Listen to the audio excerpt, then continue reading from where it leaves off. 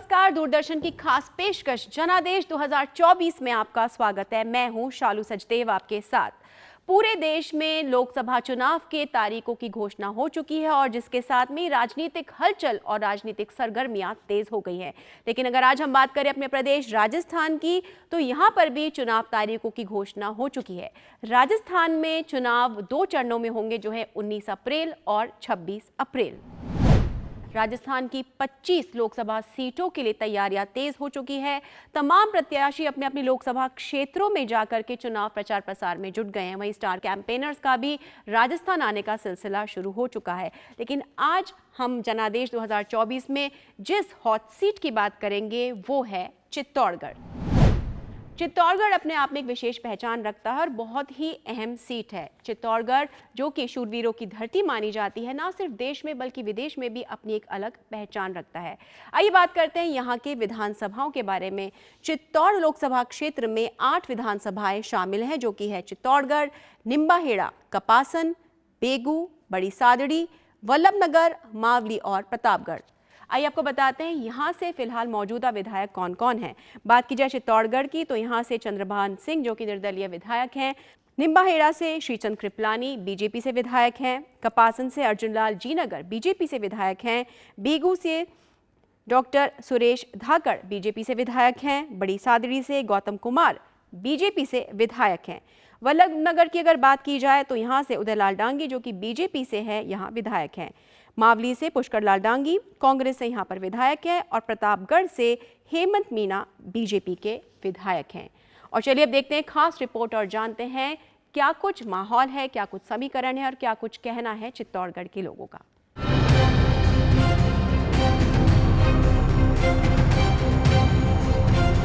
ऐतिहासिक नगरी के नाम से मशहूर चित्तौड़गढ़ में लोकसभा चुनावों का बिगुल बज चुका है। यहाँ दूसरे चरण में 26 अप्रैल को मतदान होगा। चित्तौड़गढ़ के इतिहास और भौगोलिक स्थिति पर नजर डालें तो इसे मेवाड़ का हृदय माना जाता है। इस शहर के बीच से गंभीरी और बेड़च नदी गुजरती है। ये शहर मेवाड़ की प्राचीन राजधानी हुआ करता था। पहाड़ी पर बना चित्तौड़गढ़ दुर्ग यहाँ के वीर राजाओं के शौर्य, देशभक्ति और रानी पद्मिनी और कर्णावती सहित अन्य वीरांगनाओं के जौहर की गाथा सुनाता नजर आता है। अब यहाँ होने वाले लोकसभा चुनावों की बात करें तो इस सीट पर भाजपा और कांग्रेस के बीच सीधा मुकाबला है। भाजपा ने सांसद सीपी जोशी को मैदान में उतारा है, जबकि कांग्रेस ने उदयलाल आंजना को अपना प्रत्याशी बनाया है। भाजपा के उम्मीदवार सीपी जोशी इस सीट से 2 बार से सांसद हैं। वे भाजपा के प्रदेश अध्यक्ष भी हैं। ग्रामीण क्षेत्रों में बिजली पहुंचानी हो, चाहे नए जीएसएस बनाने हो, चाहे केंद्रीय विद्यालय हो, चाहे नवोदय विद्यालय हो, चाहे मेडिकल कॉलेज हो, स्वामी विवेकानंद मॉडल स्कूल हो, चाहे doctor Shyama Prasad Mukherjee rural urban mission हो, चाहे टीएसपी क्षेत्र हो, चाहे महाविद्यालय हो, चाहे विद्यालय हो, चाहे चिकित्सालय हो, हर क्षेत्र में जो काम हुआ है वह अभूतपूर्व है। उधर कांग्रेस प्रत्याशी उदयलाल आंजना 2 बार विधायक रह चुके हैं। वे पूर्ववर्ती अशोक गहलोत सरकार के मंत्रिमंडल में भी शामिल थे। इसके अलावा आंजना 1 बार सांसद भी रह चुके हैं। आंजना इस चुनाव में चित्तौड़गढ़ दुर्ग का विकास, किसान कल्याण और अफीम काश्तकारों की विभिन्न समस्याओं का समाधान की बात लेकर जनता के बीच जा रहे हैं। जिले में व्याप्त समस्याएं हैं, उनका निराकरण, किसानों की जो परेशानी है, फिर किसानों की परेशानी है, दुर्ग से संबंधित मामले हैं, पानी की समस्या है, उद्योगों को पानी दिया जा रहा है, लोग प्यासे मर रहे हैं, खेती के लिए पानी नहीं है, ये सभी मुद्दे रहे। चित्तौड़गढ़ लोकसभा सीट पर 2019 में हुए चुनाव पर नजर डालें तो यहाँ भाजपा के सीपी जोशी ने कांग्रेस के गोपाल सिंह इड़वा को हराया था। वहीं 1952 से अब तक हुए 17 चुनावों की बात की जाए तो यहाँ भाजपा और कांग्रेस के बीच बराबर का मुकाबला रहा है। भाजपा और कांग्रेस ने 7-7 बार जीत दर्ज की है। इसके अलावा 3 चुनावों में अन्य दलों का भी कब्जा रहा है। अब यहाँ के मतदाताओं की स्थिति को देखें तो इस लोकसभा क्षेत्र में कुल 21,58,776 मतदाता हैं। इनमें 10,87,319 पुरुष, 10,71,457 महिला और 16 थर्ड जेंडर मतदाता शामिल हैं। इस सीट पर 2019 में 72.39% मतदान हुआ था। इस बार के चुनाव में ज्यादा से ज्यादा मतदान के लिए निर्वाचन विभाग की ओर से स्वीप कार्यक्रम के तहत मतदाताओं को जागरूक किया जा रहा है। यदि किसी का कोई तरह की समस्या है, वायलेशन है, तो वो चाहे सी विजिल ऐप हो या डिस्ट्रिक्ट कंट्रोल रूम हो या 1950, उसमें वो फोन करके समस्या को दर्ज करा सकते हैं, जिसका कि समयबद्ध तरीके से निस्तारण जो है वो किया जाएगा। चित्तौड़गढ़ लोकसभा सीट पर इस बार के चुनाव में मुद्दों की बात की जाए तो यहाँ के बस्सी और सीता माता अभयारण्य में जंगल सफारी शुरू करने, विश्व प्रसिद्ध ऐतिहासिक दुर्ग का संरक्षण, पर्यटन स्थलों का विकास और मार्बल उद्योग को बढ़ावा देना प्रमुख मुद्दे बने हुए हैं। इसके अलावा बेरोजगारी, सीपीएस पद्धति में सुधार और पेयजल की समस्या भी बड़े चुनावी मुद्दे हैं। अभी गंभीरी नदी की आप हालत देखेंगे तो इतनी बुरी तरह से हालत खराब है कि कोई आके किसी को बताए कि ये गंभीरी नदी है तो देखने में भी आजकल तो पता भी नहीं चल रहा है कि ऊपर पानी है या कहीं जमी हुई या वो जमा हुआ है। तो स्वच्छता अभियान की ओर पूरा ध्यान देना चाहिए। एमएसपी बढ़ाई जाए ताकि लोगों का रुझान खेती की तरफ बढ़े और बेरोजगारी कम हो। प्रमुख मुद्दों के रूप में अगर बात करें तो एक तो पेयजल का मुद्दा यहाँ पर हावी है, दूसरा यहाँ पर अफीम किसानों का मुद्दा है, क्योंकि बड़ी संख्या में अफीम किसान इस क्षेत्र में हैं, तो सीपीएस पद्धति का लगातार विरोध जारी है। एक ये बड़ा मुद्दा इस लोकसभा चुनाव में रहेगा। और हमारे यहाँ पानी और रॉ मटेरियल की बहुतायत है, कोई कमी नहीं है, फिर भी हमारे लोग रोजगार के लिए बाहर जाना पड़ रहा है। एशिया में दूसरे नंबर पर आता है चित्तौड़ की मार्बल मंडी, सीमेंट इंडस्ट्रीज़, तो इनकी तरफ भी ध्यान देकर इनसे थोड़ा सामाजिक समरसता के साथ इनको जोड़ा जाए ताकि इंडस्ट्रीज होने का फ़ायदा समाज को, जनता को मिल सके। सरकार को इसमें किसानों के लिए थोड़ी सुलभता करनी चाहिए। एक जो पट्टे पहले किसी कारणवश से गाढ़ता के कारण या मार्फिन के कारण या किसी अन्य कारण से रुके हुए हैं तो सरकार को वो पट्टे भी जारी करने चाहिए। भाजपा ने जहां तीसरी बार प्रदेश अध्यक्ष सीपी जोशी पर दाव खेला है तो वहीं कांग्रेस ने दिग्गज नेता उदयलाल आंजना को चुनावी मैदान में उतारा है। मुद्दों की बात की जाए तो यहां पर दुर्ग को संरक्षण को लेकर के साथ ही अफीम के काश्तकार की मूल समस्याओं के साथ साथ जिले के विभिन्न क्षेत्रों में पेयजल की जो समस्या है वो मुद्दा रहेगी। पीयूष मुल्ला, डीडी न्यूज़, चित्तौड़गढ़। तो आपने देखा चित्तौड़गढ़ की जनता का नजरिया, आपने जाना कि क्या कुछ उनके मुद्दे हैं, क्या कुछ उनकी मांगे हैं और क्या उनकी उम्मीदें और किस आधार पर वो अपने प्रत्याशियों का चयन करेंगे। देखने वाली बात ये होगी कि जब परिणाम सामने आता है तो कौन आगे जाता है और कौन किसे पीछे छोड़ जाता है। और इस पर चर्चा करने के लिए हमारे स्टूडियो में मौजूद हैं दो बेहद खास मेहमान जो हमें बताएंगे कि किस तरह से चित्तौड़ में समीकरण बैठेगा। तो आइए स्वागत करते हैं सबसे पहले डॉक्टर ईश्वर बैरागी का। आप एक लंबे समय से पत्रकारिता का अनुभव रखते हैं, आपने राजनीति को और राजनेताओं को बहुत करीब से देखा है और आप हमें बताएंगे कि किस तरह से चित्तौड़ का जो समीकरण है वो कैसा होगा। आपके साथ हम स्वागत करेंगे श्री हरीश मलिक जी का। आप भी एक वरिष्ठ पत्रकार हैं, आपका भी एक लंबा अनुभव रहा है, आपने भी पत्रकारिता को और राजनीति को, राजनेताओं को करीब से देखा है और आप राजनीतिक विशेषज्ञ भी रहे हैं। तो आइए अब जानते हैं आप दोनों से कि आपकी क्या राय है चित्तौड़गढ़ को लेकर के। आप दोनों का बहुत बहुत स्वागत है जनादेश 2024 में। सबसे पहला सवाल डॉक्टर ईश्वर आपसे पूछना चाहूँगी मैं, क्योंकि चित्तौड़गढ़ अपने आप में देश ही नहीं बल्कि विदेशों में भी, विदेश के मानचित्र पर भी एक अलग पहचान रखता है। और जब चुनावों की बात आती है तो इस बार दोनों ही राजनीतिक दलों ने, प्रमुख राजनीतिक दलों ने बहुत सोच समझकर प्रत्याशियों को मैदान में उतारा है। एक तरफ बीजेपी ने सीपी जोशी को मैदान में उतारा है तो वहीं कांग्रेस ने उदयलाल आंजना को मैदान में उतारा है। दोनों ही कद्दावर नेता हैं, अपना वर्चस्व रखते हैं। तो क्या लगता है आपको किस तरह की टक्कर देखने को मिल सकती है? जी, चित्तौड़गढ़ का जो है अपने आप में एक बहुत ऐतिहासिक महत्व है। विश्व के मानचित्र पर जो चित्तौड़ है वो एक अपने इतिहास को लेके जाना जाता है। और अगर लोकसभा चुनावों की दृष्टि से अगर चित्तौड़ के ऊपर हम एक बार दृष्टिपात करेंगे तो देखेंगे कि यहाँ पे जो चुनाव का जो इतिहास है वहाँ पर 17 अभी तक लोकसभा चुनाव में से अधिकतर बीजेपी का पलड़ा भारी रहा है। यहाँ पर केवल 7 बार कांग्रेस जीती है, 9 बार बीजेपी और 1 बार जो है जनता पार्टी के खाते में ये सीट गई हैं। इस बार के चुनाव में दोनों ही पार्टियों में रोचक मुकाबला इस बार हमें देखने को मिलेगा, क्योंकि ये एक राजस्थान की हॉट सीट है और यहाँ पर जो है भाजपा ने प्रदेश अध्यक्ष चंद्र प्रकाश जोशी को जो मैदान में उतारा है, वही कांग्रेस ने उदयलाल आंजना को यहाँ से टिकट दिया है और दोनों ही चूँकि लोकल प्रत्याशी हैं, इसलिए हमें जो है इस बार इनके बीच में रोचक मुकाबला देखने को मिलेगा। बिल्कुल। हरीश जी, आपसे भी जानना चाहेंगे कि आपको क्या लगता है, हॉट सीट है, कांटे की टक्कर है, दोनों ही कद्दावर नेता हैं, स्थानीय नेता भी रहे हैं, किस तरह से देखते हैं, क्या कुछ रणनीति हो सकती है कि दो इतने कद्दावर नेताओं को आमने सामने खड़ा किया गया है? देखिए, बहुत दिलचस्प और रोचक मुकाबला होने जा रहा है चित्तौड़ का इस बार। वो इसलिए क्योंकि बीजेपी ने जिस तरह से अपने प्रदेश अध्यक्ष को इस सीट से उतारा है, तो लगातार यदि अपन पिछले 2 इलेक्शंस की बात करें तो पहले 3 लाख से सीपी जोशी जीते, उसके बाद 5 लाख से जीते।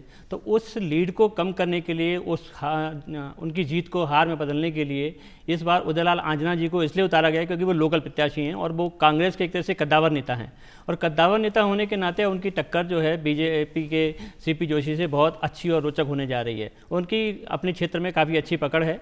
हालांकि पिछला चुनाव वो अभी विधानसभा का था, वो हार चुके हैं, लेकिन इससे पहले चूँकि वो खुद चित्तौड़गढ़ में खुद चुनाव जीत चुके हैं, लोकसभा का भी चुनाव जीत चुके हैं और विधायक भी रह चुके हैं, इसलिए उनकी अपनी पार्टी में, अपने कार्यकर्ताओं में और खासकर जो पूरा एक तबका माना जाता है अफीम के लिए, तो अफीम के घर घर में उनकी जो पैदावार जो कृषक हैं उनसे उनके बहुत अच्छी खासी पकड़ है। तो उन सब फैक्टर्स को देखते हुए कांग्रेस ने उनको उतारा है। और जहाँ तक सीपी जोशी का सवाल है, तो सीपी जोशी की सबसे अच्छी बात यह है कि एक मोदी की लहर तो है ही है, क्योंकि लगातार 2 इलेक्शन से वो जीत रहे हैं, लेकिन अब 10 साल में उन्होंने अपनी एक कद बना लिया। 10 साल में काम करते उन्होंने अपना एक कद बनाया। तो एक मोदी जी की लहर के साथ साथ वो अपने काम के साथ इस चुनाव में होंगे, तो इसलिए दोनों के बीच अच्छा मुकाबला होने की उम्मीद है। जी बिल्कुल, लेकिन ये बात तो देखिए जनता ही तय करती है, जनता जनार्दन होती है कि कौन जीतेगा कौन हारेगा। जैसा कि आपने कहा, दोनों की अपनी एक पकड़ भी है, दोनों अपना वर्चस्व भी रखते हैं, स्थानीय नेता हैं, वो अपने काम से जाने जाते हैं।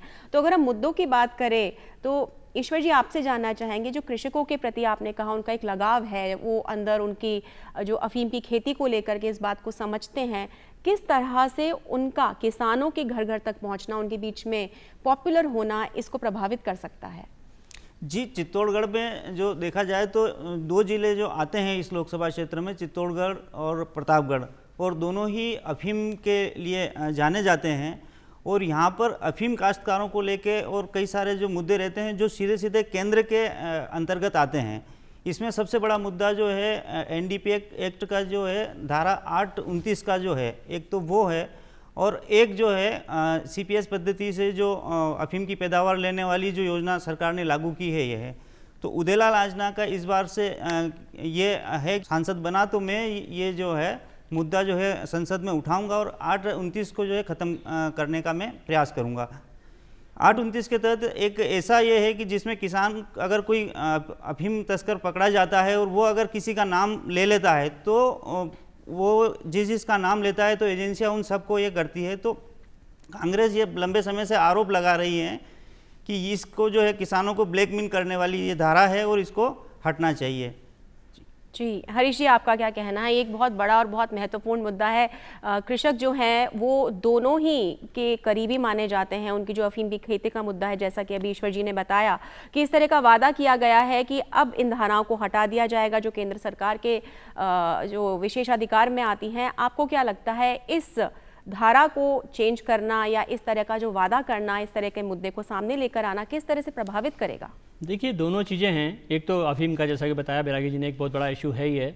और जहाँ तक अपन सीपी जोशी के पिछले 2 कार्यकाल की बात करें तो उन्होंने अफीम के पट्टों की संख्या में काफ़ी बढ़ोतरी की है। उससे भी जो अफीम के काश्तकार हैं उनका एक तरह से पॉजिटिव वेव उनके सामने है। और दूसरा, यदि हम चित्तौड़गढ़ की बात करें तो एक अफीम के अलावा जो सबसे बड़ा यहाँ का एक तरह से जो इकोनॉमी को इफेक्ट करता है वो है यहाँ का टूरिज्म। टूरिज्म, चूँकि आपको पता ही है, सभी को पता है कि चित्तौड़गढ़ का जो किला है वो सिर्फ देश ही नहीं बल्कि विदेश तक में फेमस है और वहाँ काफ़ी दूर दुनिया से यहाँ के लोग आते हैं। और दूसरा, इसके साथ साथ एक रिलीजियस टूरिज्म का जो सर्किट है वो भी चित्तौड़गढ़ के साथ ही, चाहे वो सांवलिया सेठ जी का मंदिर हो या खुद जो है वहाँ पे मीरा जी का मंदिर है, तो इस तरह की जो चीज़ें हैं वो उसके लिए लोग आते हैं। तो दोनों को रिलीजियस टूरिज्म को बढ़ाने के लिए या टूरिज्म को बढ़ाने के लिए ये लगातार जो है इनके प्रयास होते रहे हैं और सीपी जोशी जी ने लगातार इस पर काम किया है। और जहाँ तक इनका ये मानना है कि जिस तरह से यदि रिलीजियस टूरिज्म को बढ़ाएंगे तो कहीं ना कहीं अपने रोजगार से जुड़ेगा, और रोजगार से जुड़ेगा तो वो यूथ से जुड़ेगा, यूथ से जुड़ने के बाद वो कहीं ना कहीं आपको वोट जो है टिकट बनेंगे। बिल्कुल, लेकिन यहाँ पर अगर हम बात करें एक आकिया इफेक्ट की भी बात करें, ये सब मुद्दे तो अपने आप में बहुत विशेष महत्व रखते हैं, उसमें कोई दो राय नहीं है। और हर आदमी हर व्यक्ति जब वोट देने जाता है तो वही सोचता है कि रोजगार से कैसे उन्नत होगा, किस तरह से उस प्रदेश का, उस स्थान का विकास होगा। लेकिन जब हम राजनीति की बात करते हैं तो आप दोनों से अलग अलग जानना चाहूँगी, आकिया इफेक्ट का क्या असर देखने को मिल सकता है? देखिए, जहाँ तक मैं आकिया इफेक्ट की बात करता हूँ तो आकिया जी का थोड़ा सा मैं बताऊँ कि आकिया जी ने अभी कुछ समय पहले कहा था कि मेरे सपोर्टर ये चाहते हैं कि मैं जो है दोबारा से लोकसभा का इलेक्शन लड़ूं। वो कहीं ना कहीं ये भी हो सकता है कि ये एक तरह से प्रेशर पॉलिटिक्स हो सकती है कि बीजेपी पर प्रेशर डालने के लिए। तो आज की बात करें तो आकिया जी जो है बीजेपी के पाले में ही हैं। यदि आकिया जी बीजेपी के पाले में ना होते या इंडिपेंडेंट इलेक्शन लड़ रहे होते तो कहीं ना कहीं ये त्रिकोणीय मुकाबला हो जाता, क्योंकि आकिया जी की अपनी एक इंडिपेंडेंट वहाँ पे आइडेंटिटी है और आकिया जी के अपने एक फॉलोअर्स हैं और उन्होंने इलेक्शन भी जीता है। तो उन सब चीज़ों को, लेकिन अब जब बीजेपी ने उनको साथ लिया है, बीजेपी के उनके साथ है, तो मुझे लगता है कि एक तरह से सीपी जोशी की ताकत उनके आने से और बढ़ेगी। जी, पर चंद्रभान सिंह आकिया के जो है भाजपा को समर्थन देने से एक तरह से वहाँ पर बीजेपी का पलड़ा भारी ही हुआ है।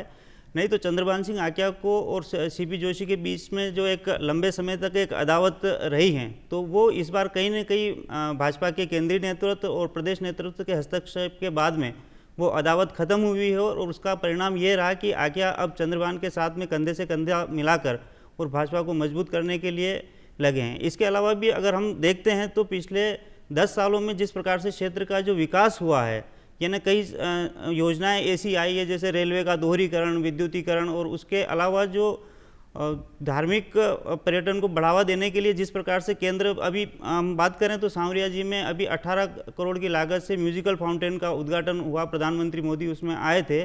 तो ये ऐसा पहली बार हुआ है कि केंद्र से मंदिर के लिए पैसा आया है, नहीं तो अन्यथा ये देखा जाता है कि सांवरिया जी से आने वाला जो पैसा है वो बाहर ही जाता था, लेकिन बाहर से पैसा पहली बार आया है। और इस प्रकार जो वहाँ के जो छोटे छोटे जो धार्मिक स्थल है उनको जिस प्रकार से डेवलपमेंट करने की है, इसके अलावा कई सारे रोड के प्रोजेक्ट और जिस प्रकार से 10 साल में आए हैं, तो मुझे लगता है कि कहीं ना कहीं आकिया इफेक्ट के साथ साथ ये भी बिल्कुल, यानी विकास भी अपने आप में एक बहुत बड़ा मुद्दा होता है। जब भी बात चुनाव की होती है तो जनता जो है वो ये भी देखती है कि अब तक क्या विकास हुआ है, लेकिन आगे की बात करें कि वो जिसे भी चुनेंगे वो यही चाहेंगे कि आगे जो उनका रोजगार है, उनकी संपन्नता है, उसमें बढ़ोतरी हो।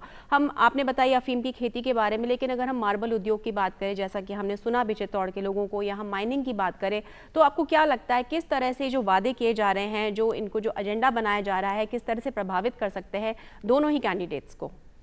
हरीश जी।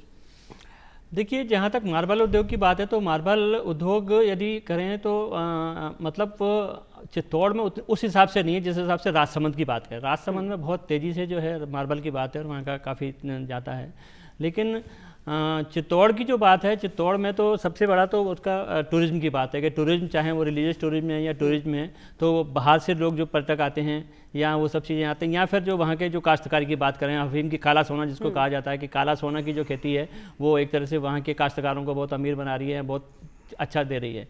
तो वो सब चीज़ें जो कि हम लोग ऑलरेडी अभी डिस्कस यही कर रहे हैं कि ये सारे के मुद्दे जो है इस इलेक्शन में हैं, लेकिन इन सारे मुद्दों के साथ लोकसभा का जो इलेक्शन है वो क्या है कि एक बहुत छोटे छोटे और लोकल इशू पे नहीं लड़े जाते हैं। लोकसभा का इलेक्शन एक तरह से एक नेशनल हिट के रूप में भी लड़ा जाता है, राष्ट्रीय मुद्दों पे भी लड़ा जाता है। तो यदि आप बीजेपी की और कांग्रेस के दोनों के ओवरऑल यदि अपन परफॉर्मेंस की बात करेंगे तो आज जो बीजेपी ने जो काम किए हैं, बीजेपी ने चाहे वो धारा 370 हटाई हो, ट्रिपल तलाक हटाया हो, चूँकि इस चित्तौड़गढ़ में जो है काफ़ी सारे जो है मुस्लिम वोटर भी हैं, और आपने देखा होगा कि इस तरह के बाकायदा डेटा निकल के आ रहे हैं कि मुस्लिम महिलाएं हैं वो बीजेपी को वोट देने जा रही हैं इसलिए क्योंकि उन्होंने ट्रिपल तलाक खत्म किया है। लेकिन इससे पहले कभी मुस्लिम महिलाएं बीजेपी को वोट नहीं देने जाती थी, लेकिन ट्रिपल तलाक की समाप्ति के बाद ऐसा हुआ है। तो ये एक नेशनल इशू था। तो इस तरह के, चाहे वो अब राम मंदिर का निर्माण हुआ, तो राम मंदिर के निर्माण से मैं याद कर रहा हूँ कि जब यहाँ रथ यात्रा निकली थी तो राजस्थान से तो ईंट की ईंट गई थी, हर ईंट के ऊपर राम राम लिखा था। तो वो कहीं ना कहीं लोगों के दिलों में वो जो भावनाएं बसी हुई हैं बिल्कुल, और यहाँ वो पे जानना भावनाएं जो है चाहूंगी। आगे आएंगी। बिल्कुल अब सही बात लोकसभा कही इलेक्शन आपने में। कि शायद ये एक फैक्टर हो सकता है, लेकिन अगर हम इतिहास उठा के देखें चित्तौड़गढ़ का, तो जब ये वाले मुद्दे नहीं थे तब भी हमने ऐसा देखा था कि एक कैंडिडेट 2 बार निकल कर आया है। अगर हम पुराने पीछे जाएं 1952 की तरफ जाएं तो हमने देखा उदयलाल आंजना भी 2 बार आए हैं, सीपी जोशी भी 2 बार आए हैं, उससे पहले जसवंत सिंह भी 2 बार आए थे। तो ईश्वर जी आपसे जानना चाहूंगी, क्या सिर्फ आज का मुद्दा है जो प्रभावित करेगा, या हर एक क्षेत्र की अपनी एक राजनीति होती है, अपना एक समीकरण होता है, अपना एक तरीका होता है? तो क्या ये जो फैक्टर्स बता रहे हैं, जो किस तरह से पूरी केंद्र सरकार द्वारा किए गए काम हैं, ये ही महत्व रखते हैं, या उस क्षेत्र का अपना जो समीकरण चला आ रहा है, अपनी जो उसकी एक रीति चली आ रही है, वो भी कहीं ना कहीं महत्वपूर्ण भूमिका निभाती है? किसी भी चुनाव में उसके जो परिणाम है उस क्षेत्र की तासीर पे बहुत ज़्यादा निर्भर करते हैं। और जो चित्तौड़गढ़ की जो तासीर देखी जाए तो उनका जो तासीर में बीजेपी का पलड़ा ही हमेशा से यहाँ पे भारी रहा है। दूसरा, हम जैसे उद्योगों की बात करें तो सीमेंट उद्योग का एक बड़ा हब है, और जिस प्रकार से पिछले 10 सालों में सीमेंट उद्योग को जो बूस्ट मिला है, क्योंकि रेलवे लाइन का विद्युतीकरण और दोहरीकरण के कारण जिस प्रकार से ट्रांसपोर्टेशन में गति आई है, तो वो एक बड़ा जो है देश भर में एक सीमेंट हब के रूप में उभर के आए हैं, और स्थानीय स्तर पे इससे बहुत रोजगार भी सृजित हुए हैं। इसके अलावा इकोनॉमी भी वहाँ की इससे बूस्ट हुई है, और उसमें ऐसी कई सारी चीज़ें भी हैं। लेकिन अभी जिस प्रकार से देखा जाए तो उदयलाल आंजना केवल एक बार लोकसभा का चुनाव जीते थे, और वो भी केवल 13 महीने ही सांसद रह पाए। इसके बाद में क्या वो सांसद भंग हो गई तो वो नहीं रह पाए। लेकिन इस बार जो है चंद्र प्रकाश जोशी जो हैं भाजपा के जो प्रदेश अध्यक्ष हैं, वो हैट्रिक की उस तैयारी में है, और कांग्रेस का पूरा ये प्रयास है कि वो किसी भी तरह से हैट्रिक नहीं लगा पाए। जी हरीश जी, आप बता रहे थे कि जब चुनाव लड़ा जाता है तो बहुत सारे मुद्दों को देखा जाता है, लेकिन जैसा कि ईश्वर जी ने कहा था उस क्षेत्र की अपनी एक तासीर भी होती है। तो यहाँ की तासीर भी देखने आई है कि यहाँ पे पहले से ही जनसंघ का प्रभाव रहा है, यहाँ पहले से ही जो है बीजेपी का एक मजबूत पकड़ रही है। हालांकि बीच बीच में हमने देखा है कि कांग्रेस और निर्दलीय भी आगे निकल कर आए हैं। तो आपको क्या लगता है, क्या इस बार उस जनसंघ का प्रभाव रहेगा, या जो आप मुद्दे बता रहे हैं उनका ज़्यादा प्रभाव देखने को मिल सकता है? ये देखिए, आपने बहुत अच्छा सवाल पूछा। जहाँ तक मैं यदि इतिहास की बात करूँ तो जब देश आज़ाद हुआ था, तो आज़ादी के बाद 52 में जो पहला इलेक्शन हुआ, जनसंघ ने पूरे देश में 3 सीटें जीती थीं। उन 3 सीटों में से एक चित्तौड़ की थी। तो ये अपने आप में बताता है कि जनसंघ की जड़ें चित्तौड़गढ़ में कितनी पुरानी समाई हुई हैं। तो जनसंघ मीन्स बीजेपी, और उसके बाद जनसंघ परिवर्तित हुआ, बीजेपी में आया। तो इसी तरह जैसा कि बैरागी जी बता रहे थे कि भाई लगातार 9 बार यहाँ से जीते हैं और 7 बार कांग्रेस आई है, तो कहीं ना कहीं बीजेपी का पलड़ा तो भारी है। और उस पलड़ा भारी होने के साथ साथ जो आज की परिस्थितियाँ हैं, आज की परिस्थितियां तो ऐसी हैं कि भाई लगातार 2 बार से तो जीते आ रहे हैं। और फिर ओवरऑल नेशनल यदि एस्पेक्ट की बात करें तो बीजेपी का एक समय बूम है। बाकायदा बीजेपी ने 400 पार का नारा दिया है। तो 400 पार के लिए ज़रूरी है कि राजस्थान से 25 के 25 सीटें आएँ। तो उसके लिए, और जहाँ तक कांग्रेस की बात है, तो मुझे वो 2 लाइनें याद आ रही हैं कि नाटक वही पुराना चल रहा है, बस किरदार बदले जा रहे हैं। तो कांग्रेस की हालत तो लगातार ऐसी है कि वो वही परिवार वाला जो है लगातार चलता जा रहा है, और यहाँ पे किरदार बदल दिया। जी ईश्वर जी, आप भी क्या इस बात से वाकिफ़ हैं कि आपको भी लगता है कि ये बात सही है? क्योंकि यहाँ पर उदयलाल आंजना को उतारा गया है, तो कहीं ना कहीं बीजेपी की जो वोट है उसे काटने की कोशिश भी की गई है, कड़ी टक्कर दी गई है। तो क्या आपको लगता है कि कौन जीतेगा कौन हारेगा ये तो जनादेश बताएगा, लेकिन यहाँ पर जो हरीश जी की बात से मैं समझ पा रही हूँ वो ये है कि वोटों का मार्जिन है उसमें कुछ उतार चढ़ाव देखने को मिल सकता है? जी जरूर, क्योंकि उदयलाल आंजना किसान वर्ग से आते हैं, और किसानों में जैसा कि हरीश जी ने बताया था कि उनकी काफ़ी पकड़ भी है, क्योंकि आजना समाज से आते हैं। और चूंकि एक गांव से, वो छोटे से गांव केसुंदा से जो है बिलोंग करते हैं, और इसके कारण से उनका घर घर मतलब जिस प्रकार से उनका सम्मान है और उनकी पकड़ है, तो वो तो कहीं ना कहीं मायने रखती है। पिछले चुनाव में चूँकि भाजपा को लीड इसलिए ज़्यादा मिली थी कि वहाँ पर जो प्रत्याशी था वो बाहरी था, लेकिन इस बार दोनों ही लोकल प्रत्याशियों में मुकाबला है, तो मुझे लगता है कि ये जो जीत का जो मार्जिन है ये कम होगा। लेकिन चूँकि भाजपा के पास में मुद्दे हैं, और जिस प्रकार की लहर चल रही है, जिस प्रकार का धारा 370 हटने के बाद में देश का माहौल है, ट्रिपल तलाक का कानून आने के बाद में जो माहौल है, राम मंदिर वाला जो माहौल है, अब राम मंदिर का भी अगर अपन देखा जाए तो जो मंदिर निर्माण के लिए जिस प्रकार से दान एकत्रित किया गया था उसमें राजस्थान सबसे अव्वल था। तो आप इसी बात से अंदाज़ा लगा सकते हो कि किस प्रकार से ये जो मुद्दा है ये स्थानीय ठेठ लोकल स्तर के लोगों तक अपनी जो है पकड़ बना के रखा हुआ है। जी बिल्कुल। ईश्वर जी, हम बात कर रहे हैं चित्तौड़ की फिलहाल, क्या होगा 400 पार होते हैं कि नहीं, लेकिन क्या आपको लगता है कि जो दूसरे राजनीतिक दल हैं या प्रमुख राजनीतिक दल हैं वो बिल्कुल ही किसी रणनीति के बगैर ही अपने प्रत्याशियों को चुनाव मैदान में उतार रहे हैं? और हम बात कर रहे हैं चित्तौड़ की, तो क्या बिल्कुल ये जो लहर सुनामी की बात हरीश जी ने कही यही होने वाला है, या कहीं ना कहीं दूसरा जो राजनीतिक दल है उसकी रणनीति भी काम कर सकती है, सीटें कट सकती हैं, एक कड़े की टक्कर हो सकती है? चित्तौड़गढ़ के अगर वहाँ पर अगर देखा जाए तो एक बड़ी करीब 23% आबादी जो है जनजाति है, वहाँ पे 13% वोट जो है वो एससी के हैं। लेकिन चूंकि जिस प्रकार से ये जो वातावरण जिस प्रकार से बना है, तो मुझे नहीं लगता कि वहाँ पर अभी कोई बहुत दूसरे मुद्दे बहुत ज़्यादा प्रभावकारी होंगे। बिल्कुल, तो ये तो बात रही कि किस तरह से जो प्रमुख राजनीतिक दल हैं ये अपनी अपनी रणनीति के अनुसार प्रत्याशियों को चुनाव मैदान में उतार रहे हैं, लेकिन जो आम जनता है जो जनादेश देगी उनकी भी अपनी एक सोच होती है, उनकी भी अपनी एक समझ होती है। हर कोई उस लहर से प्रभावित भी नहीं होता और हर कोई दूसरे दलों को देखकर भी उससे विचलित नहीं होता। क्या कहेंगे हरीश जी आप, क्योंकि चुनाव अब आने वाले हैं, चुनाव की तारीख की घोषणा हो चुकी है, तो जनता क्या देखेगी? देखिए, जनता तो बिल्कुल मन में पहले से ठान के बैठती है, क्योंकि ये कहते हैं ना कि पब्लिक सब जानती है। तो वो वाकई बहुत सही सटीक है कि पब्लिक सब जानती है और उसको पता है कि उसको किसको जिताना है, किसको हराना है। तो पब्लिक जो उसके पास 5 साल के बाद जब ये मौका आता है, तो यदि उसके काम नहीं हुए तो वो सबक सिखाना भी जानती है, यदि उसका अच्छा काम हुआ है तो उसको आशीर्वाद देना भी जानती है। पब्लिक ने जो ठाना है, जो माना है अपने दिल में, वो उसको पूरा करके रहती है। बिल्कुल। ईश्वर जी, आपसे चलते चलते जानना चाहेंगे कि क्योंकि अब चुनाव की तारीख नज़दीक आ रही है, तो क्या कुछ आप निवेदन करना चाहेंगे जनता से? बस मेरा तो एक ही निवेदन है कि अपने मतदान का जो है 100% उपयोग करें और मतदान में बढ़ चढ़कर हिस्सा लें और अधिक से अधिक मतदान करें भी और मतदान कराने का प्रयास भी करें। बिल्कुल। हरीश जी? पहले मतदान फिर जलपान। बिल्कुल संक्षिप्त में आपने 2 टूक और बिल्कुल सही बात कही है। आप दोनों ने अपना समय दिया और बताया, अपना विश्लेषण बताया कि क्या कुछ आधार हो सकता है जनादेश का, लेकिन जनता जनार्दन से हमारी यही अपील है कि इस महापर्व में अपना हिस्सा लें, अपना योगदान दें, क्योंकि ना सिर्फ आपका ये अधिकार है बल्कि आपकी एक ये जिम्मेदारी भी है। तो क्या जनादेश आएगा वो पूरी तरह से आपके हाथों में है।